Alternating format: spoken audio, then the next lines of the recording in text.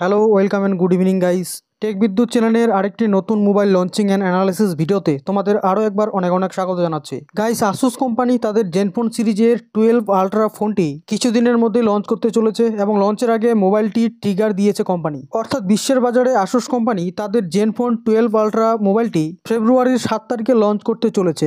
এ প্রসঙ্গে উল্লেখ্য যে আসুস কোম্পানি তাদের জেনফোন 11 আলট্রা মোবাইলটি ভারতের বাজারে এখনও লঞ্চ করেনি। তো গাইস, জেনফোন 12 আলট্রা ফোনটি সম্পর্কে এখনও কোম্পানি বিস্তারিত কিছু জানায়নি। তো গাইস, মোবাইলটি সম্পর্কে যতটুকু জানতে পেরেছি নিশ্চয়ই এই ভিডিওতে আলোচনা করব। তোমরা ভিডিওটির ফার্স্ট থেকে লাস্ট পর্যন্ত সাথে থেকো এবং এরকম যে কোনো টেক বিষয় সম্পর্কে এগিয়ে থাকতে হলে এই চ্যানেলটিকে সাবস্ক্রাইব করে রাখো। সম্প্রতি আসুস কোম্পানি তাদের টুইটার হ্যান্ডেলে জেনফোন 12 আলট্রার কথা জানিয়েছে একটি লোগোর মাধ্যমে। সেখানে লেখা ছিল ZenFone 12 ultra coming soon. Asus 6 ফেব্রুয়ারি বিশ্ববাজারে জেনফোন 12 আলট্রা ফোনটি লঞ্চ করতে চলেছে। কোম্পানি দ্বারা টুইটারে শেয়ার করা ছবিটিতে দেখা যায় যে আসুস জেনফোন 12 আলট্রা একটি ডিসপ্লের সাথে আসবে, যা দেখতে হুবহু জেনফোন 11 আলট্রার মতো। 11 আলট্রাতে একটু আধটু বেজেল থাকলেও 12 আলট্রাতে একদম বেজেল নেই। তবে জেনফোন 12 আলট্রাতে একটি 5 হোল ফ্রন্ট ফেসিং ক্যামেরাও থাকবে।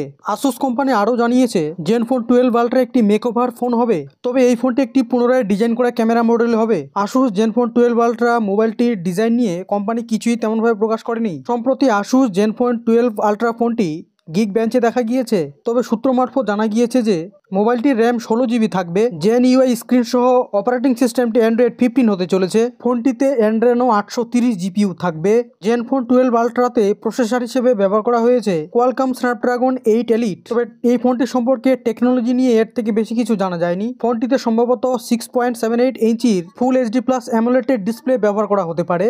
ব্যাটারি সম্ভবত 5800 এমএএইচ ব্যবহার করা হতে পারে। মোবাইলটির পিছনের ক্যামেরায় ব্যবহার করা হতে পারে 50 + 13 + 5 মেগাপিক্সেল এবং সামনের ক্যামেরায় রয়েছে 32 মেগাপিক্সেলের সেলফি ক্যামেরা। এগুলি যে আলোচনা করা হলো সবই সম্ভাবনা, কোম্পানি না জানানো অবধি সঠিকভাবে বলা সম্ভব নয়। তবে উল্লেখ্য, আসুস জেনফোন 11 আলট্রা বিশ্বের বাজারে লঞ্চ হলেও ভারতের বাজারে এখনো লঞ্চ হয়নি। তবে আসুস জেনফোন 12 আলট্রা মোবাইলটি সম্পর্কে এখনই সবকিছু বিস্তারিত জানানো সম্ভব নয়। মোবাইলটি বিশ্ববাজারে আগে লঞ্চ হোক এবং কোম্পানি তাদের বিশেষত্ব জানাক, তারপরে এই মোবাইলটি সম্পর্কে চুলছাড়া বিশ্লেষণ নিয়ে আসবো। এটা একটি ছোট্ট জানকারি তোমাদের জন্য ছিল। আজকে এ পর্যন্তই। টেক বিদ্যুৎ চ্যানেল থেকে এই ছোট্ট ইনফরমেশনটি তোমাদের কেমন লাগলো এবং মোবাইলটি তোমাদের কেমন লেগেছে সবকিছু তোমরা কমেন্টে জানাবে। ভিডিওটি ভালো লাগলে একটি লাইক করে দেবে এবং ইনফরমেশনটি বন্ধুদের কাছে শেয়ার করে দেবে। দেখা হচ্ছে এর পরের কোনো টেক প্রোডাক্ট নিয়ে চুলছাড়া আলোচনাতে। ততক্ষণে tata, bye bye, take care, Jai Hind এবং ভারত মাতা কি জয়।